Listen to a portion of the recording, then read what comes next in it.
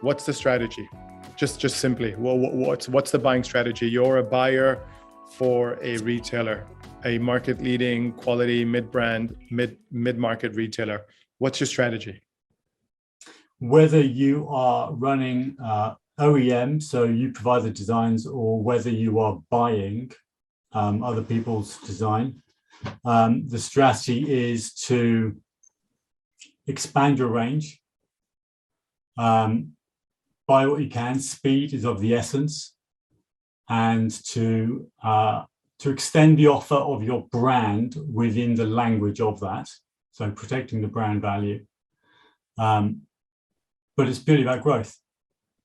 But there's very little purely about growth. There's very little thought going on to security, or risk is not the big driver.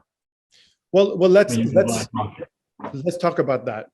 I think the definition of risk management pre-pandemic is different from it's a different definition post-pandemic. Let me say that again. I think the definition for most businesses, but we're coming back to the home retail brand, mid-market brands. The definition of risk management from the supply chain point of view pre-pandemic is very different than post-pandemic. And just to clarify a little bit of what you said, pre-pandemic, the strategy is my brand value will open doors. You need my business, and we want to expand our sourcing base with capabilities and backups and best prices. Let's just say that. Is that fair? Yeah, it's reasonable. Yes. Post-pandemic with now, let's say, sourcing and supply uncertainties. Well, the very fact you can't travel. This is a B2B business, right? The very fact you can't travel, number one. Yeah. All the behind the scenes kind of intuitive experience that would come through when you set foot into a factory, that's gone. You can't rely on that Jedi power anymore.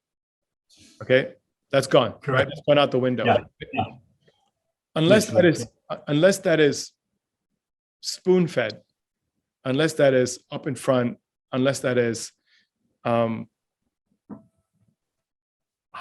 screamed at the top of their lungs via email and Zoom, right? Email and video call. So images, unless that is done, there is no way, unless you're a real Jedi, there is no way you will be able to evaluate a factory, right? Easily. Yeah, so quickly and from easily. that perspective, the retailer has gone blind. From that perspective, the retailer has gone blind. From that perspective, the retailer has gone blind because they can't use their intuitive, let me go visit the factory, come back in 3 days. I can't walk somewhere and say, oh, that looks interesting. How about if we combine it with this piece over here? Look, we've got a new product. All of that is gone. And that's something else, right? That's something else that used to happen. Definitely. So that going in and telling them what you need, because you're so experienced, you just know how it works, right? Yeah. Right now, this is all we have. Okay, your background says go beyond furniture manufacturing.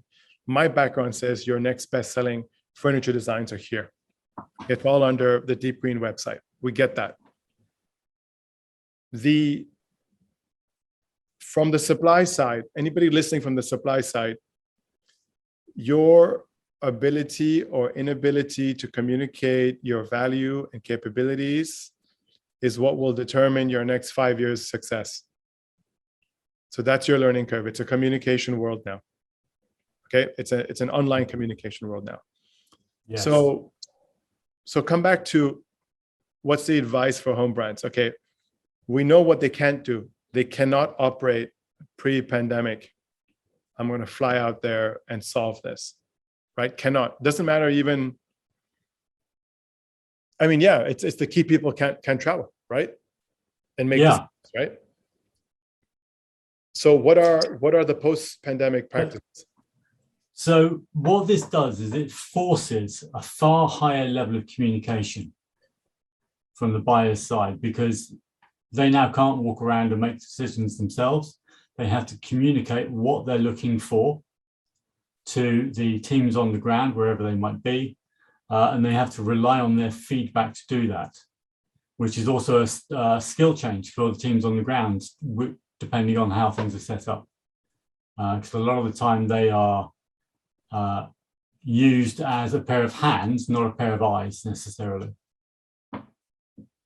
By which I mean, yeah, go on. I need you to go do that, as opposed to I need you to tell me what you're seeing and feed everything back to me. I need you to tell me what you're seeing and feed it back to me so I understand. Yes. Yes. I understand and can see opportunities through you.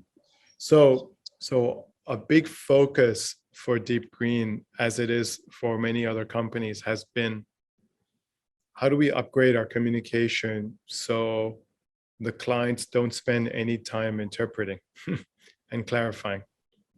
Yeah, Ben, you know this. Internally within our business, we have a core strategy, or let's just say focus that's talking about that talks about we want to avoid clarifying confusion, because that's the world that we've been thrown into. Post-pandemic has been confusion, right? Yes. This certainty, this level of certainty that's needed to run a business has just shrunk. Okay. And well, it's changed, actually. Let's just put it this way. It's changed. A lot of people will say it's so hard, it's impossible. Yes, it is so hard, but it's not impossible. Yeah, it's definitely a change. Every generation faces one. This is just a very hard and fast one. Well, it's one that it's one that we are seeing versus reading about in the history books. Yeah. Right. It's one we are experiencing. I mean, you personally were supposed to come out here again to Asia. Yeah. Right. Rounded. Yes. Yeah. I was supposed to move into a different location. None of that's happening. Right. So it's because we are seeing we are experiencing a historical event right now globally, right? I mean, it's the farmer in India, it's the villager in Africa, it's the guy living in the mountains in the US. You know, I mean, literally everybody's experiencing the same thing. No one's experiencing anything different. Yeah, and that is the sort of the comforting factor that a lot of people miss, is that actually nobody is spared from this experience. Everybody is going through it around the world. And what's helped me was a statement somebody made, is that the market hasn't disappeared, it's changed. Yeah. So that's right. Yeah, from a retail perspective, which is a lot of my background, you know, they relied on footfall, conversion within the shops, visual merchandising to be excelled. A lot of companies, a lot of retailers didn't have e-com. Now it is, now that lockdown has eased in some countries, it is still 80% e-com related. The whole market moved online and was forced to for every year. By so e-com, that's a hard habit change. Yes, by e-com you mean e-commerce, correct? Yes, yeah, buying your product online. Right. So this is like a forced disruption. So basically the whole world, so as opposed to, let's say, Amazon disrupting Walmart, right? It's actually the COVID is disrupting the whole world. I mean, clearly that's a fact. So yes. So COVID is disrupting the B2B buying and sourcing and product development and product design process. Yeah. Right. Yeah. There's not an aspect that isn't affected somehow. And what's the advice then now? A retailer cannot travel. A retailer cannot travel. They cannot use their Jedi intuitive powers to assess a factory by visiting them. So how do they expand and find reliable suppliers? The first thing you said earlier, before we went into this in detail, was work through your trusted network first, right? Your trusted suppliers first, right? Yeah. Yeah. if you can't get out and, as you say, use your Jedi senses to understand what's going on in your supply base, then you have to rely on the suppliers that you've got. Those relationships become critical, as in trust has to be very high, or you have to build it now. It's not the time to go finding new suppliers, because a video call is as good as the communication gets right now, and that misses a lot of our senses that build up trust. So it's, as we have had to do so, also we've looked at finding people online. That's incredibly restricted, even for professionals. That misses out 60% of our intuition and senses.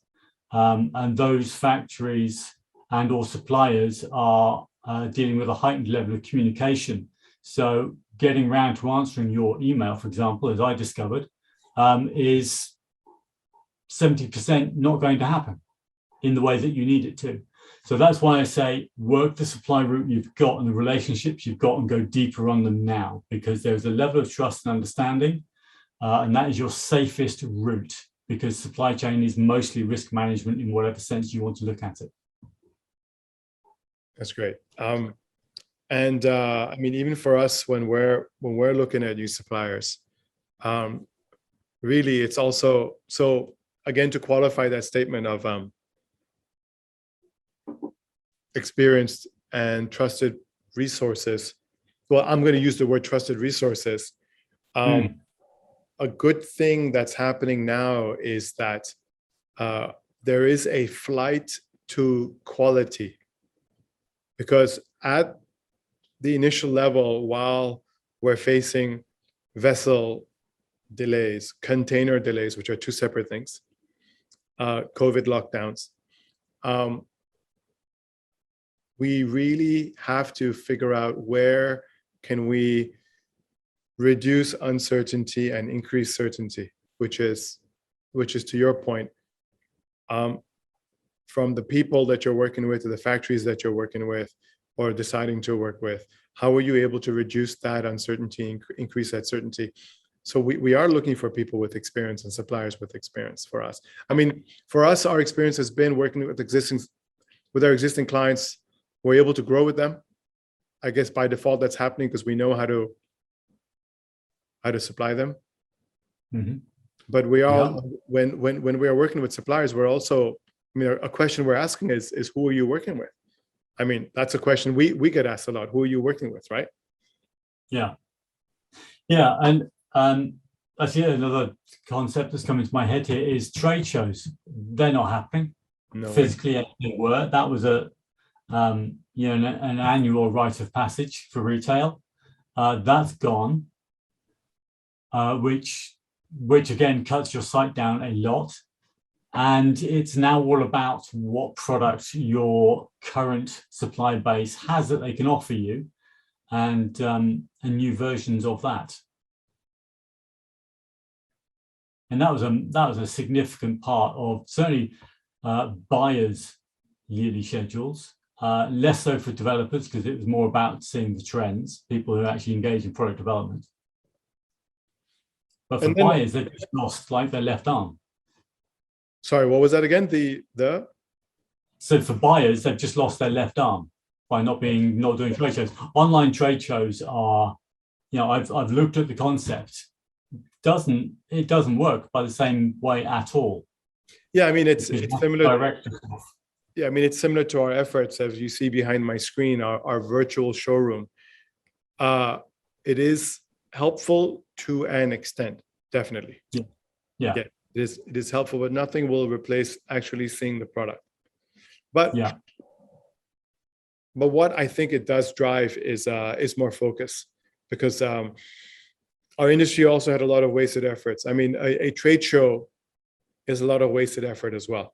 Everyone getting samples together, rolling a dice to see if people will like it. What is happening now is a lot of these virtual tools being used, and people validating concepts and ideas to buyers who are available because nobody's traveling. and we're able to have meaningful conversations. So one thing, if there was a question about how do we improve relationships with suppliers, I would say people like us, we just have to be over prepared almost. So don't leave anything pending. It's like, so when you're showing up for a meeting, I mean, this is where I think it's almost like a back to basics where, oh, I'm going to go visit them. And there's so much you can deal with ad hoc, face to face, versus when you're getting on a call, you have to be prepared. You've got to send out the agenda. You've got to, these are just basics, right? You've got to get visuals of what you want to talk about, how do you think, based on what I've just said, how do you feel, Ben, suppliers need to be communicating better with their buyers overseas? So we've lost the sort of the human padding within our communications. As you said, all the not so much the pleasantries, but there's a lot of a bump in meetings that often. Realistically, what it's done is it's shifted our communication to be not only accurate and focused, but also virtual. So the virtual showroom that we can see behind you, for example, is the next best option to getting to somebody's physical showroom, trade show, or walking around a factory. So you've got to be looking at those details and picking out what you can, and it becomes a little bit more buying at that point, because you're working with what you can see and can you change the color or the shape or the size. So it's, we've gone massively virtual, and that's the best thing I've got to say about that. I'll stop waffling. So virtual is, so we've spoken about communication, we've spoken about virtual, we've spoken about preparation. Products and capabilities need to fit into the conversation clearly. Products and capabilities. What do we mean? What do we mean by capabilities? Capabilities is what will address that point of a buyer walking to a factory and saying, I want this finish or that style or that technique onto this product here, put it in the back, blah, blah, blah, right? So it's almost like we have to do like a case study of deconstructing. What do I do intuitively when I go visit a factory? And now how should that be presented online? What is the virtual and online solution to that problem, to that question, okay? And what usually happens with online and virtual is that you're able to bring in a lot more opportunities. That's the whole point of technology, right? It's that bigger, faster, better, cheaper. The fact that you're not traveling, it's already cheaper. That's huge, huge. I mean, from lost productivity to actual costs of the travel, et cetera, it's huge. But but that communication, preparation, and virtual, that all needs to be amplified. Very much so. Yeah, it becomes acute. So Ben, so bring this home. You are based in the UK. You are the product development manager for DeepGreen, based in the UK, managing teams in China and Vietnam. Yeah. So by design, the structure of our company is designed for the very challenge that our buyers are facing. Yes, and by that sense, me being in the same position as the buyers, i.e. at the other end of a computer, gives me a lot of empathy with their struggle, shall we say. Yeah. Everything now has to happen in a more detached way, and yet we still have to manage the systems and the processes consistently to deliver. So what definitely cannot happen is business will stop. That definitely will not happen. And again, it's that whole Darwin quote. It's not the strongest who survives. It's the one that's most adaptable to change. Supplier sourcing is going through this process right now. buyers coming and looking for new factories. Ben, let's touch on that. What are the key points virtually you want to see when you're finding or looking for a new supplier?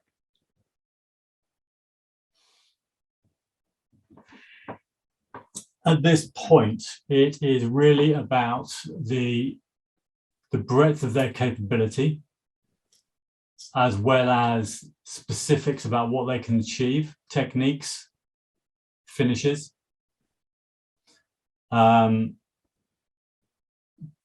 a physical perspective, it's about that, but it also comes into a lot about their communication strength as well. I've had suppliers before that had incredible capability, but they could not communicate to save their business. And as a result, I've had to walk away. If people can't communicate what's going on and keep you up to date with it, and preferably on time as possible, then it doesn't matter how good you are, you're dead. You know, it's interesting. The strength of their communication is now a lot of the value that a service provider like me, like DeepGreen, sorry, that a service provider like DeepGreen offers. If anything, there's tremendous value in just the fact that we have a communication capability, an underground communication capability. So that's how we've been adapting. We're continuing our efforts to go find source factories, but because we have teams on the ground, we're able to communicate what we see to our clients, to our buyers. Yeah, and that's been a huge strength. Yes, I would also say it's an uncomfortable push, though, within human nature. And this is where people really need to get a little bit more comfortable, if they can, with getting on video calls, ideally, because it's better than email by a long way. Because human nature is when things get hard, you stop talking because you're trying to hide a problem or deal with it first yourself. And what we need right now is the exact opposite. We need more communication, but as we touched on earlier, it needs to be more specific about what we discuss, because we don't have the room for the fluff to happen. That's really interesting. We have is to push human nature with our communication methods. So that's really interesting now. So it comes back, if we're to summarize, what's the online virtual sourcing process in the post, it's not really post-COVID world, but the COVID world. Yes. Yeah, we're it's not post yet. Yeah, it's the COVID world. It is about preparation and communication strength over and above all the other things that we need to know with respect to capability, capacity, compliance, price level, quality level, existing clients, right? All that fun stuff, right? Yeah. And what I'm enjoying about it personally, and I know this is a thing we've talked about before, is that it's also brought a very human element to what's going on. You can really feel now that everybody is in the same position. We're trying to all do what we can and get the best result from the situation we're in. And it's far more talking human to human about what's going on. As some of our customers are just saying, hey, how's it going? Are you okay? And what's happening for you? Mm.